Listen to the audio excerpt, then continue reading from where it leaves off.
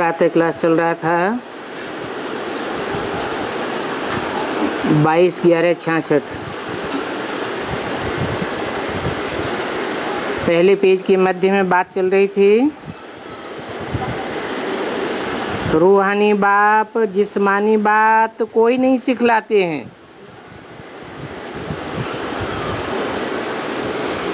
न सिखलाते हैं और न बताते हैं। अगर बताते भी हैं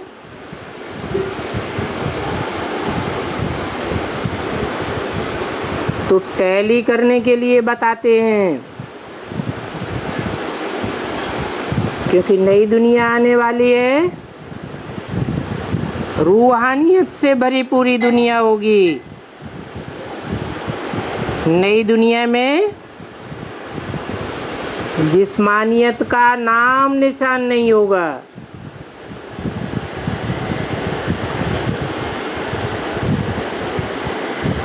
षष्ठ की आदि मध्य अंत का ज्ञान बैठ बाप देते हैं। तुम सब एक्टर्स हो इस बेहद के ड्रामा के, तो तुमको क्रिएटर, डायरेक्टर, मुख्य एक्टर का पता होना चाहिए। वो दुनिया में होते हैं जिस्मानी एक्टर्स, डायरेक्टर्स और मुख्य एक्टर। यहाँ तो रूहानी एक्टर की बात है। तुम भी सब रूहानी एक्टर्स हो। वो जिस्मानी एक्टर से एक जन्म के हैं और तुम जन्म जन्मांतर के रूहानी एक्टर्स हो, क्योंकि सीखती तो सब कुछ आत्मा ही है ना। परंतु उस दुनिया में सीखते हैं अज्ञान और तुम सीखते हो ज्ञान की बातें, और ज्ञान का सागर बाप तुमको ज्ञान ही सिखाते हैं, अज्ञान की कोई बात नहीं सिखाते हैं।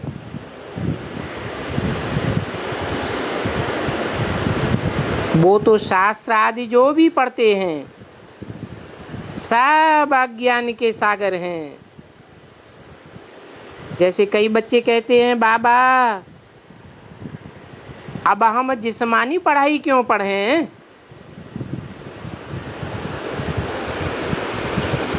जिस्म का कनेक्शन एक जन्म से है और रूह का कनेक्शन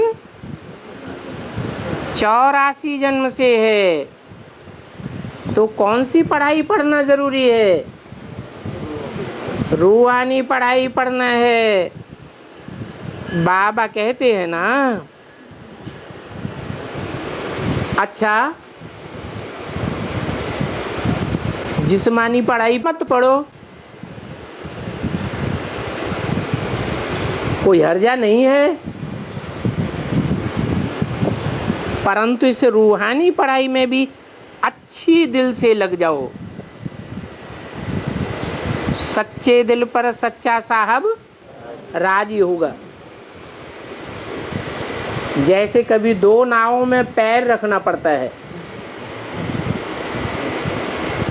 तो एक पाँव को एक नाव में मजबूती से रखेंगे या दोनों नाव में ढीला ढाला रखेंगे? जिसमें दिल होगी उस नाव में मजबूती से रखेंगे। तो अभी उस पढ़ाई से दिल छोड़ दो। अगर फिर रूहानी पढ़ाई कभी छोड़ दी तो फिर तुमको तकलीफ बहुत हो जाएगी।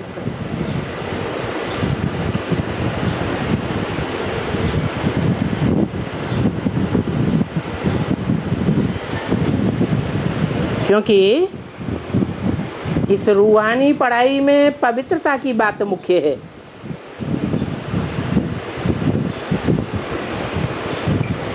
इसी बात में गिर पड़ते हैं। सारा झगड़ा पवित्रता की बात पर है। बच्ची गिरी या बच्चा गिरा, दोष तो दोनों को हो जाता है। क्यों है? क्योंकि एक हाथ से ताली बजती नहीं है। ऐसा भी बहुत करके होता है कि दोनों ही विकार के वशीभूत हो जाते हैं। और ये तुम्हारी पढ़ाई तो है ही भविष्य के लिए।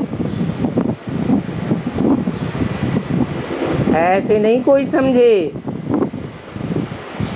कि हम ये रूहानी पढ़ाई पढ़ रहे हैं तो इससे हमको इस जन्म की उपलब्धियां हो जाएंगी, प्राप्तियां हो जाएंगी।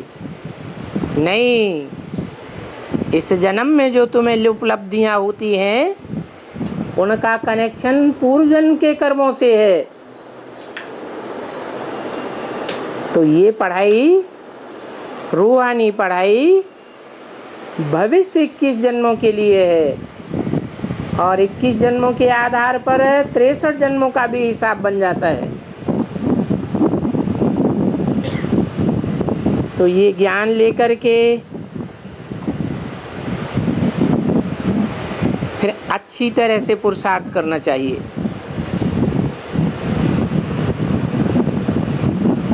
वो लोग ये ज्ञान लेकर के या शास्त्र पढ़ करके क्या करेंगे?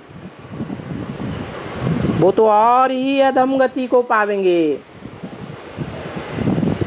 सब कहते भी हैं कि इस दुनिया में सब पतित भ्रष्टाचारी विकारी हैं। क्यों? सब क्यों? कोई है? क्योंकि हाँ, विकारों से पैदा होते हैं। सब मूत की पैदाइश हैं। जैसे खेती में आज क्या डालते हैं?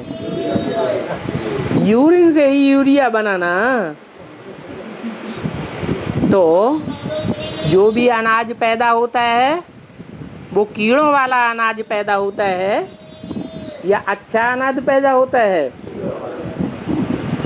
विकारों से ही पैदाइश हो रही है। साधु सन्यासियों से पूछो,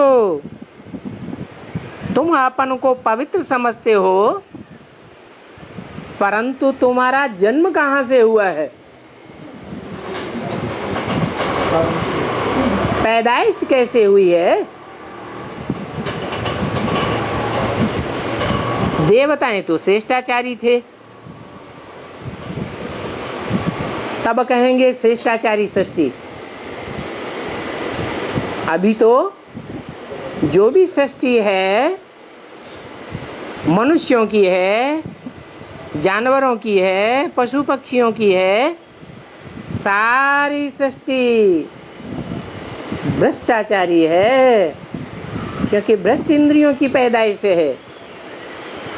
देवताएं कोई भ्रष्ट इंद्रियों से पैदा नहीं होते हैं। तो वो सन्यासी कभी भी नहीं सुनावेंगे कि हमारी पैदाइश कैसे हुई। हम किसके बच्चे हैं? क्योंकि वो सन्यासी भी तो वृक्ष से पैदा होते हैं ना। इसलिए वो अपनी कहानी तुमको कब नहीं सुनावेंगे कि तुम का सन्यासी कैसे बने। कहते हैं तुम इस बात को छोड़ दो, इन बातों को भूल जाओ। क्योंकि अब हम तो ब्रह्म को याद करते हैं। किसको याद करते हैं? ब्रह्म को याद करते हैं। शूटिंग कहाँ होती है? कैसे? ब्रह्म कहो ब्रह्मा कहो, बात एक ही है। ब्रह्मा को याद करते हैं, कहते हैं हम ब्रह्म में ही लीन हो जाएंगे। यहाँ शूटिंग कैसे होती है? तथाकथित ब्राह्मण कहते हैं कि हम अब ब्रह्मा में लीन हो जाएंगे।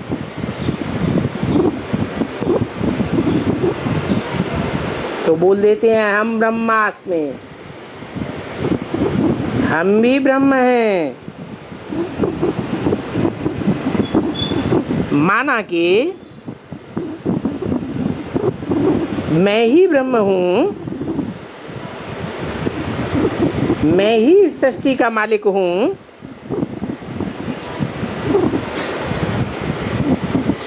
परंतु माया तो कोई रची नहीं जाती है। माया तो है ही रावण।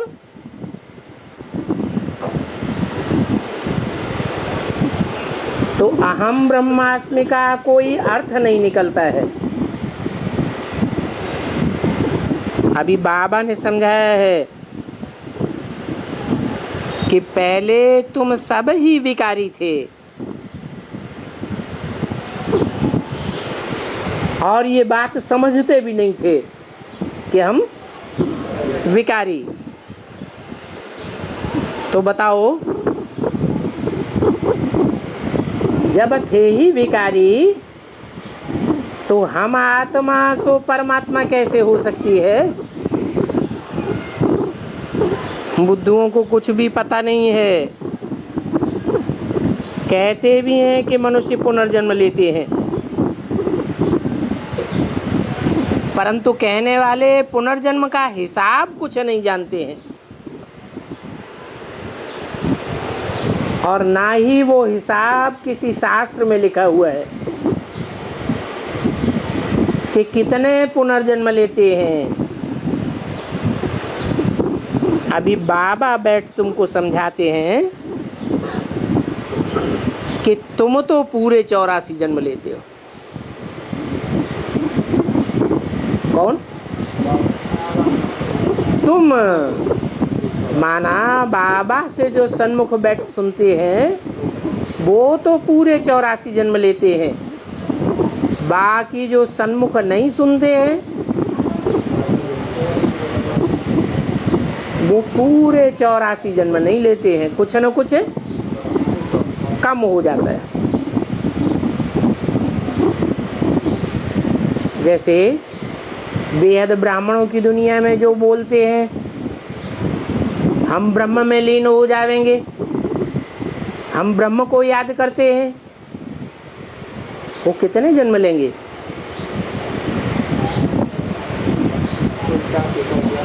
नहीं, जो ब्रह्म को याद करेंगे, ब्रह्मा को फॉलो करेंगे, तो जो ब्रह्मा का अंजाम हुआ वही तो उनका अंजाम होगा। तो संगम युग में शरीर छोड़ना पड़े या नहीं छोड़ना पड़े? संगम युग में उनको शरीर छोड़ना पड़ता है। तो संगम युग की जो विशेष प्रारब्ध है डायरेक्ट बाप से मिलती है वो छूट जाती है। जैसे ब्रह्मा उर्फ कृष्ण वाली आत्मा को डायरेक्ट शिव बाबा से मिलता है क्या? नहीं मिलता।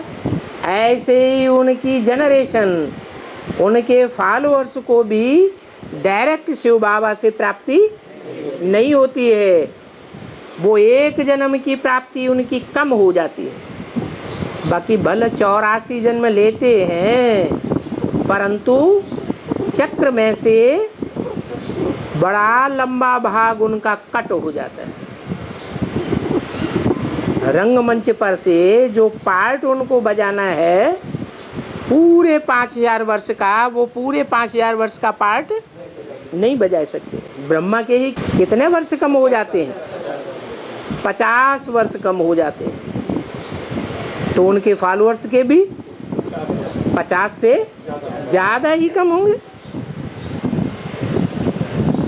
तो बच्चे तो अभी जानते हैं कि जब मैं आता हूँ तो आने से ही पहले पहले किससे मिलता हूँ? इन ब्रह्मा से मिलता हूँ, इनके फॉलोअर्स से मिलता हूँ, अथवा उन धर्म पिताओं से मिलता हूँ, या उनके फॉलोअर्स से मिलता हूँ, या तुमसे मिलता हूँ। आते ही मान लो सन 36 में आया तो पहले पहले किससे मिला होगा? त्रिमूर्ति से तो मिला, लेकिन जब पहचाना नहीं तो फायदा हुआ? 3 मूर्तियां पहचानती हैं? नहीं पहचानती। जो मुख्य मूर्ति है, जिसकी बहुत पूजा होती है, जिसकी बहुत मूर्तियां बनी हुई हैं, ढेर के ढेर मंदिर बने हुए हैं, वो तो पहचानता है, उसके फॉलोअर्स भी पहचानते हैं।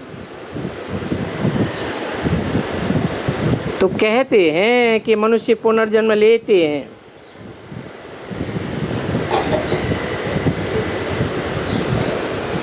तो मैं ये बात बताता हूँ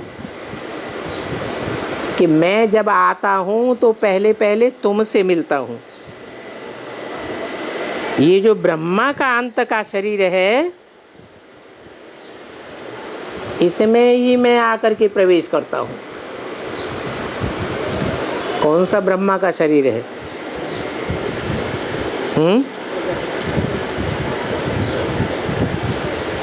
अंत का शरीर है। अंत का शरीर कौन सा है? वो अंत का शरीर कौन सा है? ब्रह्मा का अंत का शरीर है, इसमें ही आकर के प्रवेश करता हूँ। हैं? बहुत जन्मों के अंत के भी अंत में कौन सा हुआ? बहुत जन्म हुए, 84 जन्म। 84 जन्मों का अंत हुआ सन 36 में, हुआ ना? और सन 36 में ब्रह्मा नाम पड़ा। तो ब्रह्मा का अंत कब हुआ? उस ब्रह्मा का अंत जो सन 36 में था, 60 वर्ष का। दादा लेखराज ब्रह्मा तो 60 वर्ष के नहीं थे उस समय। प्रजापिता ब्रह्मा की बात है। तो वो प्रजापिता ब्रह्मा 60 साल से लेकर 100 वर्ष में ब्रह्मा की आयु खत्म हो जाती है मृत्युलोक में। तो उसका मृत्युलोक कब पूरा हुआ? 76 में पूरा हुआ। इसलिए बोला ये जो ब्रह्मा का अंत का शरीर है, इसमें ही मैं आकर के प्रवेश करता हूँ। परंतु ये बातें साधु संत आदि कोई नहीं जानते। तुम तो जानते हो, जानते तो हो, फिर भी भूल जाते हो। तुमको माया घड़ी घड़ी बुलाए देती है। ये तुम्हारा आखिरी जन्म है, पावन बनने का जन्म है।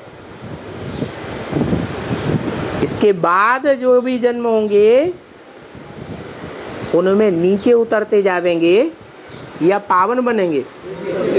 नीचे उतरते जावेंगे। यही आखिरी जन्म है जिसमें तुम ऊंचे चढ़ते हो, पावन बनते हो। भक्ति मार्ग में जो कुछ भी साधु संत आदि कहते हैं, करते हैं, वो मुक्ति धाम में जाने के लायक बनाने के लिए करते हैं। मगर कोई भी बन नहीं सकते। मुक्ति धाम में जाने लायक बन नहीं सकते और न किसी को बनाए सकते हैं, क्योंकि नालायक से लायक बनाने वाला एक ही बाप है। क्या दुनिया में बाप तो बहुत हैं, ग्रेट फादर्स कहे जाते हैं, इब्राहिम, बुद्ध, क्राइस्ट, गुरु नानक आदि बड़ी बड़ी जनरेशंस के बाप हैं। एक ही क्राइस्ट 200 करोड़ से भी ज्यादा क्रिश्चियंस का बाप है। दुनिया की आबादी 500-700 करोड़ और उसमें से वो 200 करोड़ जनरेशन का बाप ग्रेट फादर कहा जाता है। परंतु वो भी कोई को नालायक से लायक नहीं बना सकता। रावण बिल्कुल ही नालायक बनाए देते हैं। कौन हुए ना रावण?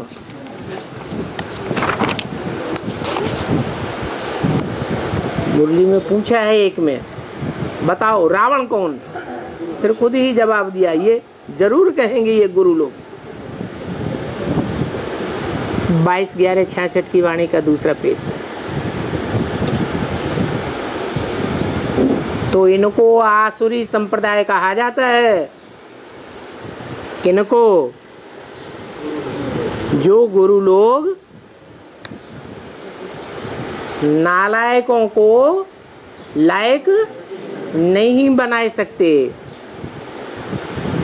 खुद भी कहते हैं कि हमको रावण राज्य से छुड़ाओ, क्योंकि अब दुनिया में रावण राज्य है ना। परंतु वो तो समझते ही नहीं है। रावण राज्य में स्त्री पुरुष दोनों है ना। वो है रावण, तो वो है। रावण के 10 सिर भी इकट्ठे करके दिखाए हैं। इकट्ठे करके क्यों दिखाए? क्योंकि मिलकर के काम करते हैं। 10 सिर हैं,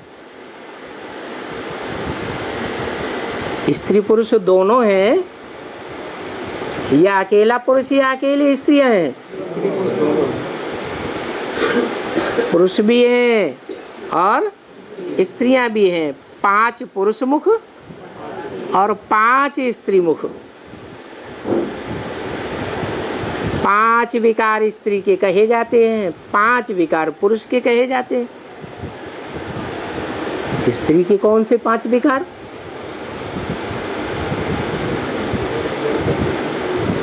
कौन सी स्त्री है खास? स्त्रियों में भी कोई खास स्त्री होगी ना, जिसके 5 विकृतियां होती हैं। नाम दिया है मंदोदरी। कैसी उदरी? मंद उदरी। मंद उदर माने बुद्धि रूपी पेट। मंद है, मंद बुद्धि होगा तो बाप को पहचानेगा। अगर धक्का दे देवा के पहचान भी लिया, जैसे कोई पुष्करणी ब्राह्मण होते हैं, पुश किया जाता है तो ब्राह्मण तो बन जाते हैं, बाप के बन जाते हैं। परंतु फिर बाप को भूल जाते हैं, छोड़ देते हैं, तो कहा जाता है मंद उदरी। ऐसे ही 5 विकार पुरुष के। पुरुष के कौन कौन से विकार बताए? काम, क्रोध, लोभ, मोह, अहंकार। और स्त्री की विकृतियां कौन सी हैं? स्त्रियों में मुख्य स्त्री कौन है?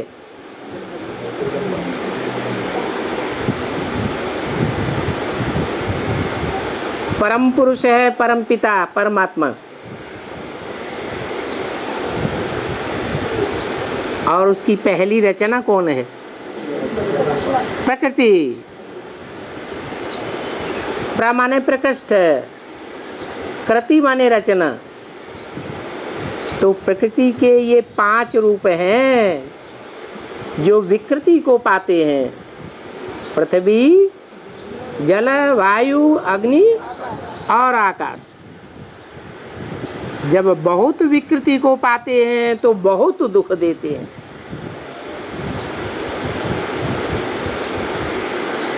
क्या? प्रकृति जितने ही 5 तत्वों से विकृत रूप धारण करती जाती है उतना ही दुनिया को बहुत दुख होता है। जैसे पृथ्वी है, ज्यादा विकृत हो जाएगी तो भूकंप ज्यादा आएंगे। इसलिए मिला करके रावण संप्रदाय कहा जाता है। तुम भी समझते हो कि हम भी पहले रावण संप्रदाय थे, अभी हम ईश्वरीय संप्रदाय हैं। ईश्वरीय संप्रदाय वाले आसुरी संप्रदाय वालों के साथ रह नहीं सकते। कोई ऐसा नियम है क्या? है क्या? हंस बगुले इकट्ठे नहीं रह सकते। अभी तुम संगम युग पर हो, तुम कोई कलयुग में नहीं हो। और सब दुनिया में है कलयुगी आसुरी संप्रदाय वाले। तो आसुरी संप्रदाय और ईश्वरी संप्रदाय में रात दिन का फर्क है। तुम तो हो हंस और वो हैं बगुले। तुम्हारी आत्मा पावन बन जाएगी क्योंकि तुम हंस ज्ञान के मोती चुंगने वाले हो। फिर तुम्हारा ये पुराना शरीर खत्म हो जाएगा। ज्ञान के मोती चुंगते चुंगते रिजल्ट क्या होगा? हैं? तुम्हारे जो संकल्प हैं, ज्ञान, ईश्वरीय ज्ञान लेते लेते शुद्ध हो जाएंगे। संकल्पों से, जो इन संकल्पों को बीज कहा जाता है, उन संकल्पों से तुम्हारी अशुद्धि खत्म हो जाएगी। जो गाय ने है, ब्रह्मा ने संकल्पी सृष्टि सबसे पहले रची। संकल्प से जो सृष्टि रची वो तो सात्विक सृष्टि ही होगी ना। 4 कुमार पैदा हुए तो पहली का जो बच्चा होता है वो सात्विक होता है या तामसी होता है? सात्विक ही होता है। तो तुम्हारी भी ऐसी सात्विक कर्मातीत अवस्था हो जाएगी। ज्ञान के खड्ग से तुम अपने 63 जन्मों के पापों को काट देंगे। तब फिर ये तुम्हारा शरीर, ये जो 5 तत्वों का शरीर है, जो बिगड़े हुए तत्व हैं, जब संकल्प सुधरेंगे तो तुम्हारी वाइब्रेशन भी सुधरेंगे। और उस वाइब्रेशन में रहने वाले जो 5 जड़ तत्व हैं वो भी तुम्हारे सुधरते जाएंगे। कर्मातीत अवस्था होगी, शरीर छूट जाएगा ये, और तुम संपूर्ण बन जाएंगे। जब तुम संपूर्ण बनेंगे तो इस पतित शरीर को आत्मा छोड़ करके ऊंची स्टेज में अनुभव करेगी, सूक्ष्म शरीर में अनुभव करेगी या स्थूल शरीर में अनुभव करेगी। ये शरीर होते हुए भी तुम्हारी आत्मा सदैव मनन चिंतन मंथन की ऊंची स्टेज में रहेगी। क्या देह भान में आने की दिल होगी नहीं। परंतु जब तक तुम पूरे समर्पण नहीं बने हो, क्या कहा?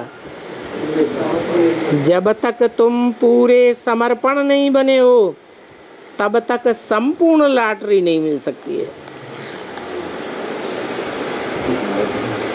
संपूर्ण समर्पण क्या होता है? हैं? हाँ, तन भी पूरा अर्पण करना पड़े। ये नहीं हाथ पांव की ताकत हमने लगा तो दी सारे यज्ञ में। अरे हाथ पांव की ताकत तो लगा दी, आंखों को भी स्वाहा कर दिया। मुरली में तो बाबा बोलते हैं 10, 20, 50 भूले व्यभिचारी दृष्टि की रोज ही करते होंगे। तो ज्ञान यज्ञ में अर्पण किया आंख को, तो हर इंद्रिय की ऐसे ही बात है। कोई भी इंद्रिय से कर्म करें वो यज्ञार्थ होना चाहिए। हाँ, तुम अभी ट्रायल कर रहे हो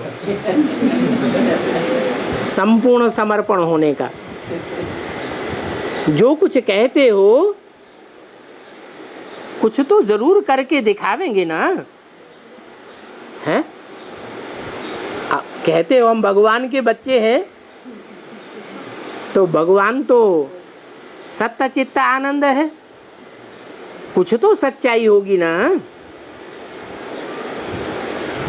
अभी तो आगे से भी बहुत कुछ संकल्पों में सुधार हुआ है, क्योंकि ज्ञान तो लेते हो ना। फिर मौत का बाजार गर्म हो जाएगा, अभी भी गर्म हो रहा है। अकाली मौतें बढ़ रही है या घट रही है? बहुत बढ़ रही है। तुम जानते हो ये बाम शादी का भी बाजार कितना गर्म है। वहां तो आत्मा एक शरीर पुराना छोड़ जा करके दूसरा ले लेती है। आत्मा को तो एक छोड़ दूसरा लेना ही पड़ता है। और मौत भी शरीर का ही होता है, आत्मा की तो मौत होती ही नहीं। ये शरीर विनाशी है, आत्मा तो अविनाशी है। आत्मा को जा करके दूसरा शरीर लेना होता है। अभी तुम समझते हो कि इस मृत्यु लोक का अंत है और अमर लोक की आदि आने वाली है। क्या? मृत्यु लोक का अंत और अमर लोक की आदि आने वाली है। कब से?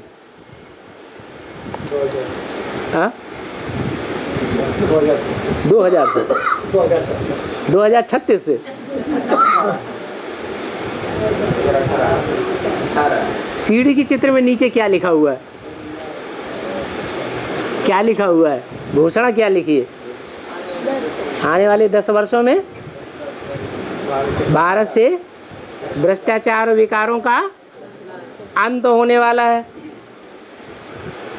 तो भ्रष्टाचार विकारी दुनिया का अंत होगा तो कौन सा भारत बनेगा? है शिष्टाचारी भारत आने वाला है ना 76 से। तो आप तो 2036 में ले गए, माने 2036 से फाउंडेशन डालेंगे नई दुनिया का। फाउंडेशन पड़ेगा सूक्ष्म में या स्थूल में? सूक्ष्म संकल्पों से ही फाउंडेशन पड़ता है। इसका मतलब भारत के रूप में जो पार्ट बजाने वाली आत्मा है, 76 से ही उसके मन बुद्धि रूपी संस्कारों में ज्ञान का बीज श्रेष्ठ संकल्पों का पड़ गया। उसके लिए बोला है कि मृत्यु लोक का अंत और अमर लोक की आदि आने वाली है। हम अमर कथा सुन रहे हैं। 76 से अमर दुनिया शुरू हो गई। हाँ? अमरलोक की दुनिया खत्म हुई या शुरू हुई? शुरू हुई। कैसे? अरे हंसी में उड़ा दिया। मुरली में तो बोला है इस ब्रह्मा की आयु मृत्युलोक में खत्म हो जाती है। फिर कौन सा लोक शुरू होता है? अमरलोक। तो कौन से ब्रह्मा की बात है 76 में? जरूर प्रजापिता ब्रह्मा की बात है कि सन 76 से वो प्रजापिता ब्रह्मा वाली आत्मा मृत्युलोक उसका 100 साल पूरा हुआ और अमरलोक में प्रवेश कर गई। एक ही आत्मा प्रवेश कर गई तो दुनिया की बात पूरी हो जाती है, हैं? नहीं, एक बीज में सारा निकलने वाला नया वृक्ष समाया हुआ है या नहीं है? बीज में सारा वृक्ष समाया हुआ है। जो गीता में भी बोला है, ना अहम तेषु ते मय। मैं उन पत्तों में, टहनियों में, फलों में, फूलों में, जड़ों में समाया हुआ नहीं हूँ, लेकिन वो सब मेरे में समाई हुई है। तो हम अमर कथा सुन रहे हैं। अमर कथा सुन करके हम अमर बनने वाले हैं। तो 76 से इसका फाउंडेशन कैसे पड़ा?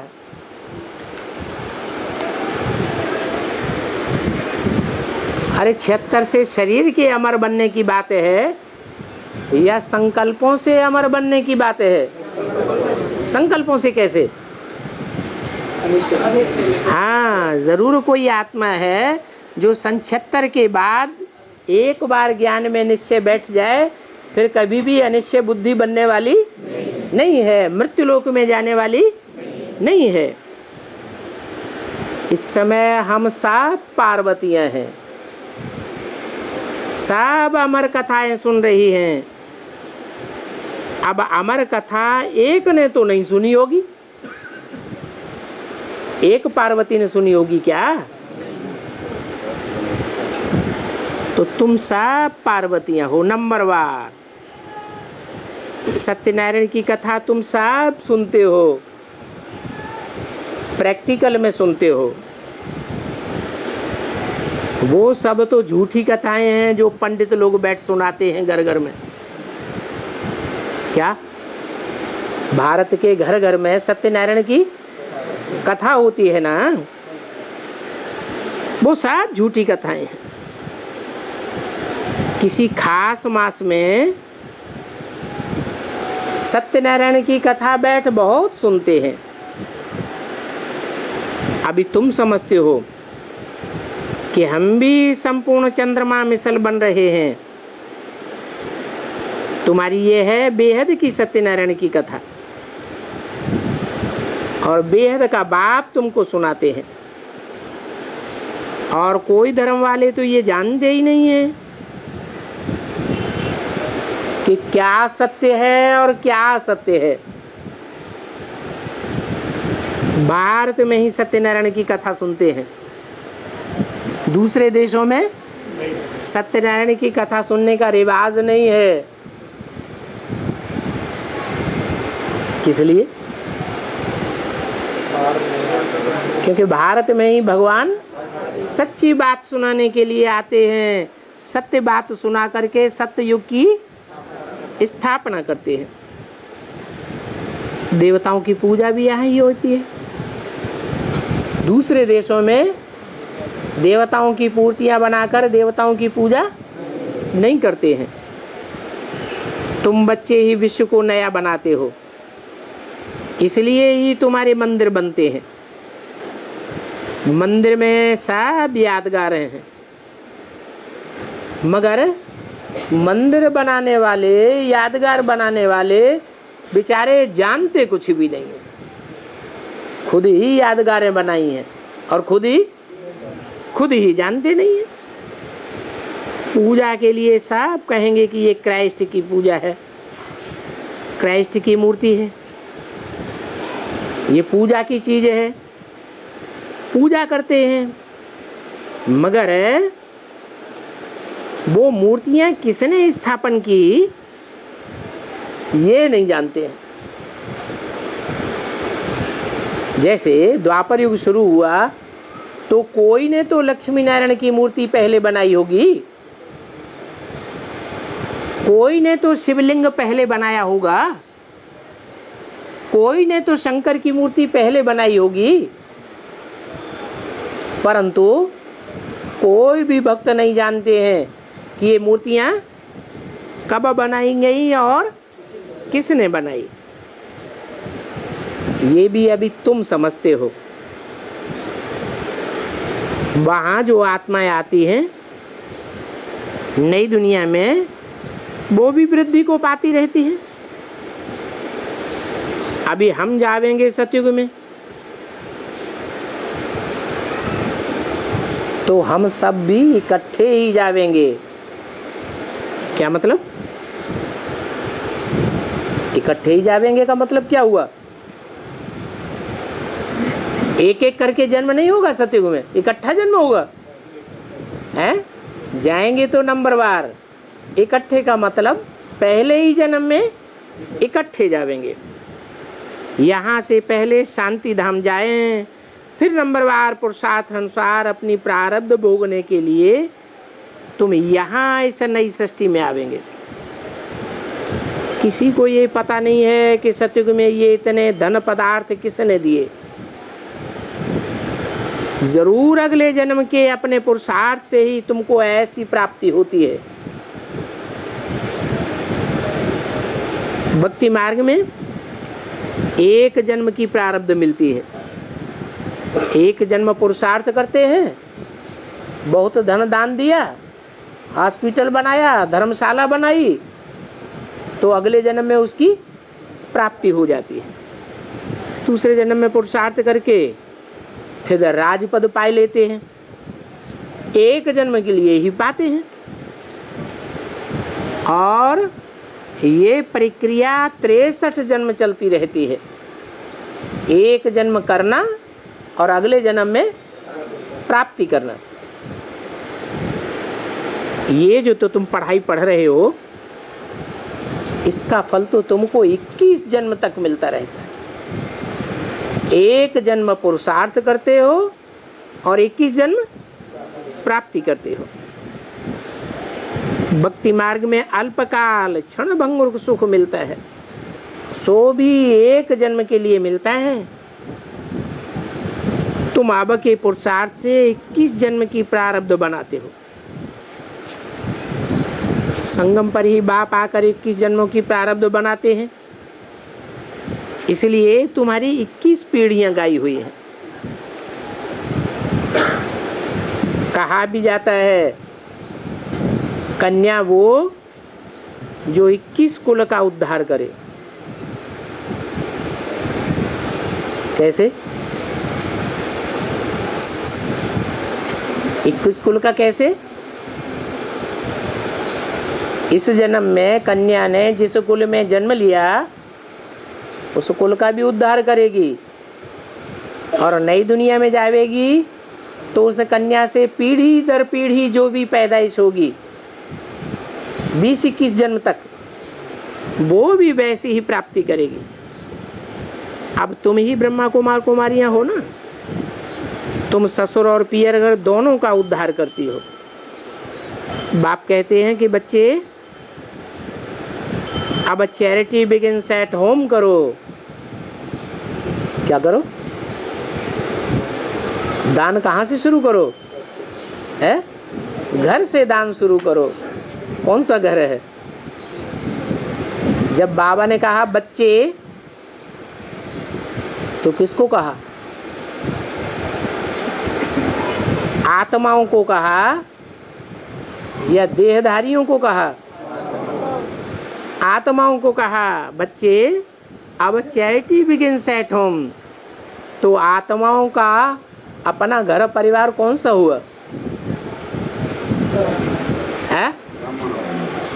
ब्राह्मण तो बहुत हैं। ब्राह्मणों में तो नौकरियों के भी ब्राह्मण हैं। नौकरियों के ब्राह्मण कोई आत्मा थोड़े ही बनते हैं। आत्मा बनते हैं पुरुषार्थ करके? हैं? तो आत्मा बनता ही नहीं। आत्मिक स्थिति का पुरुषार्थ करने वाले और आत्मा बनने वाले तो उनकी संख्या कितनी है? 4.5 लाख ही है। जो आत्मा बनने का पुरुषार्थ करते हैं, आत्मिक स्थिति में इसी जन्म में स्थित हो जाते हैं, उनके लिए कहा चैरिटी बिगिंस एट होम। अपने घर परिवार से दान धर्म शुरुआत करो। बहुतों की बुद्धि में ये आ जाता है कि हमारे शरीर का जो परिवार है उनको हम उठाएं, लेकिन बाप जो कहते हैं वो रूहानियत की बात कहते हैं या जिस्मानियत की बात कहते हैं? बाप तो सारी बात रूहानियत की करते हैं। तो पहले घर वालों को, फिर सगे संबंधियों को। तो सूर्यवंशियों के घर वाले कौन हुए पहले पहले? है चैरिटी बिगिंस एट होम करना है तो सूर्यवंशियों के घर वाले कौन हुए? पहले पहले सूर्यवंशी कौन है? हैं? अरे 8 ही तो हैं पहले पहले, फिर 12 हैं, फिर लास्ट में कितने होंगे? 108 होंगे जो बाप के गले की माला बनेंगे। तो घर वालों को, फिर सगे संबंधियों को, फिर आसपास वालों को भी लाना है। जो प्रजा होती है, 9 लाख प्रजा होगी ना, वो आसपास वाली हुई या राज परिवार वाली हुई? आसपास वाली हुई। बाप हमेशा कहते हैं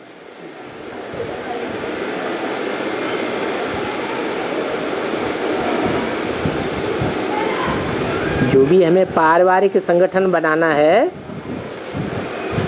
उसमें क्या लक्ष्य दिया? पहले प्रजा को लाने का पुरुषार्थ करना है या पहले राजाओं को संगठित करने का पुरुषार्थ करना है? और तथाकथित ब्रह्मा कुमार क्या कर रहे हैं? प्रजा बना रहे हैं, प्रजा के लिए पुरुषार्थ कर रहे हैं। तो प्रजा के लिए पुरुषार्थ करने वाले प्रजा वर्ग में जाएंगे या राजा बनेंगे? ओ तो प्रजा वर्ग में ही चले जाएंगे। हमको पुरुषार्थ करना है क्या? कि जो राज परिवार के सदस्य हैं वो संगठित हो जाए। बाबा क्या बनाने आते हैं? राजाओं का राजा बनाने आते हैं, राज परिवार बनाने आते हैं, राज परिवार के भांतियों को राजयोग सिखाने आते हैं। कि दुनिया वालों को सिखाते हैं, राज परिवार को सिखाते हैं। तो बाबा की सृष्टि में राज परिवार पहला पहला कौन सा हुआ? जो भी बाबा के बच्चे हैं, तो बाप हमेशा कहते हैं कि भक्तों को जाकर के सुनाओ, जिनमें भक्ति भावना भरी हुई है भगवान के प्रति।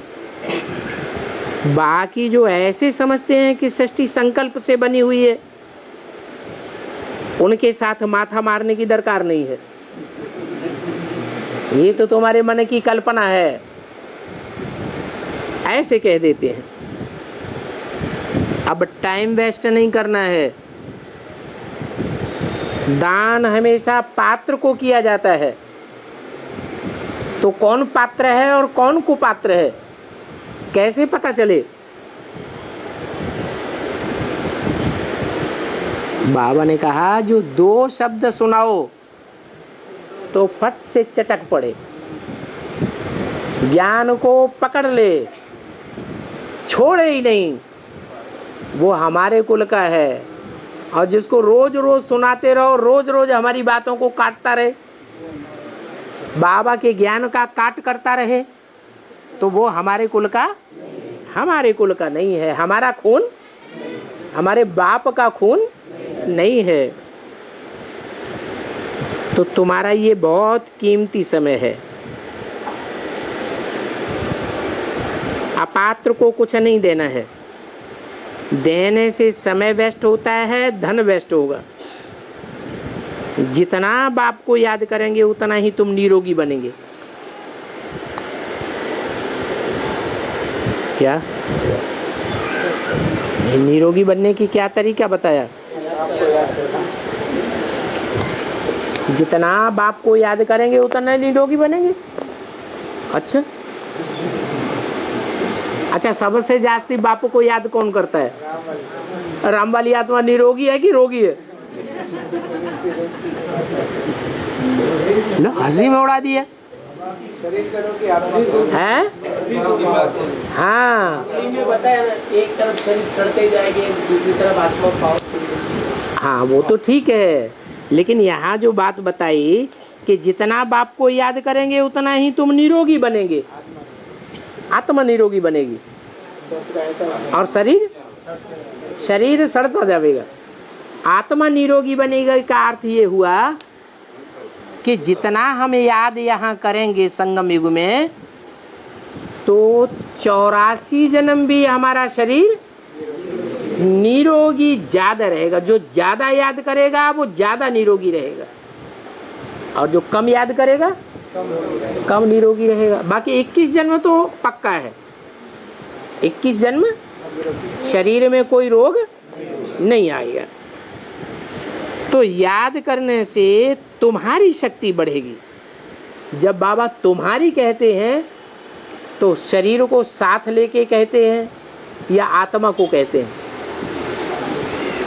किसको कहा तुम्हारी शक्ति बढ़ेगी? तुम्हारी माने आत्मा की शक्ति बढ़ेगी। आत्मा की शक्ति बढ़ेगी माने कितने जन्म के से कनेक्टेड है आत्मा? है 84 जन्मों से कनेक्टेड है। ये शरीर तुम्हारा बहुत वैल्यूबल है। कौन सा शरीर? ये संगम युग में जो शरीर है जिससे पुरुषार्थ कर रहे हैं, ये तुम्हारा बहुत वैल्यूबल है। क्या बोला? आत्मा तुम्हारी पावरफुल बनेगी याद से, शरीर पावरफुल नहीं बनेगा। लेकिन फिर भी जिस शरीर से तुम पुरुषार्थ कर रहे हो, ये शरीर तुम्हारा बहुत वैल्यूबल है। क्यों वैल्यूबल है? क्योंकि इसी जन्म में इसी शरीर द्वारा तुम्हें बाप मिलता है। इसी शरीर से इसी जन्म में तुमको बाप मिलता है। इससे तुम 21 जन्मों के लिए प्रारब्ध भोगते हो। इस शरीर से रोगी को इंजेक्शन लगाया जाता है।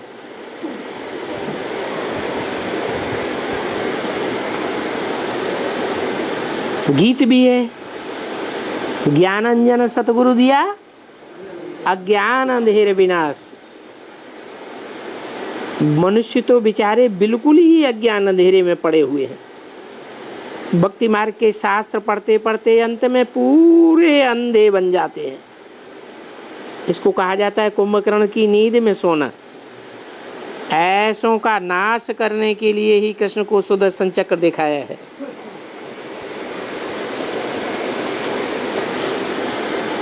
उनका धंधा ही है हिंसा का। किनका? कृष्ण का धंधा क्या दिखाया है भक्ति मार्ग में? सुदर्शन चक्र घुमाते जाते हैं और असुरों का गला काटते जाते हैं। एक मैगजीन भी निकलती है जिसमें सब असुरों के चित्र दिखाए हैं, परंतु यहाँ मारने की तो कोई बात नहीं है। मारने की बात नहीं है हाँ? यहाँ जब इतना हम ज्ञान सुनाते जाते हैं या सुनते जाते हैं तो मरने मारने की कोई बात नहीं है। हाँ, हम अपने भी देहभान को मारते हैं और औरों को भी देहभान को मारने वाले बन जाते हैं। जितना जितना हम सुदर्शन चक्र घुमाते जाएंगे उतना उतना अपना और अपने संगी साथियों और जो भी दुनिया वाले हैं सबका देहभान को मिटाते जाएंगे। तो अब तुम ये जानते हो कि अंत में मूसलाधार बरसात पड़ेगी।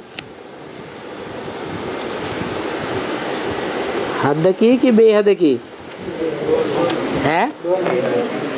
दोनों साथ साथ पड़ेंगी हैं? पहले बेहद की बरसात पड़ेगी मूसलाधार बरसात का मतलब क्या हुआ है? लगातार बरसात होती रहेगी।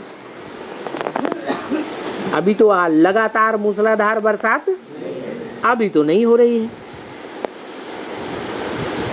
कभी मूसलाधार बरसात पड़ेगी और कभी अकाल पड़ेगा। पानी का नाम निशान नहीं। और कभी बॉम्ब्स गिरते रहेंगे।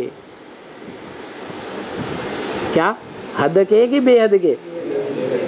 बेहद के बम भी गिरेंगे तो बाद में हद के बम्स भी गिरेंगे। वो बेहद के बम्स जब गिरेंगे तो दुनिया में गर्मी बढ़ जाएगी या घट जाएगी? दुनिया में बहुत गर्म वातावरण हो जाएगा। बहुत गर्मी बढ़ेगी तो नॉर्थ पोल और दक्षिण पोल, साउथ पोल, मीलों ऊंचे जो बर्फ के पहाड़ हैं वो टूट पड़ेंगे, टूट के समंदर में आ जाएंगे। क्या? वो पहाड़ टूट के समंदर में आ जाएंगे और समंदर का स्तर बढ़ जाएगा। इतना बढ़ जाएगा जो बंबई आदि समंदर के किनारे के शहर हैं वो सब डूब जाएंगे। पहले हद में समझना चाहिए कि बेहद में? पहले ये बात बेहद की है। बम्स का फटना शुरू कहाँ से होंगे? बम्बई ही गाया हुआ है। भक्ति मार्ग में क्या गाते हैं? हर हर बम बम। माना हर का कनेक्शन, हर माना शंकर, जो पापों को हरण करने वाला है वो हर है। उसका कनेक्शन कौन से शहर से जुड़ा हुआ है? बम्बई से जुड़ा हुआ है। नाम बम्बई क्यों पड़ा? क्योंकि वहां से बम फटने की शुरुआत होती है। बम्बई वाले जब निकले थे 93 में 92 में, तो वहां पहली बार बड़े बड़े बम विस्फोट हुए थे। हाँ, 22/11/66 की वाणी का 3रा पेज। 5000 साल पहले की तरह फिर से ये आपदाएं आएंगी, मूसलाधार बरसात, अकाल आदि। जब ऐसी आपदाएं आवेंगी फिर कोई हॉस्पिटल आदि नहीं रहेंगे। क्या? अभी 10-20-50% लोगों को तो हॉस्पिटलों में कंट्रोल कर लेते हैं। जब मौत का बाजार लगेगा तो हॉस्पिटल किसका किसका संभाल करेंगे? कोई हॉस्पिटल नहीं रहेगा। तुम जानते हो कि विनाश के बाद फिर सब कुछ नया आवेगा। इस नारकीय दुनिया का विनाश हो जाएगा। फिर वहां नई दुनिया में देवताएं ही देवताएं होंगे, कोई भी असुर नहीं होगा। ओम शांति।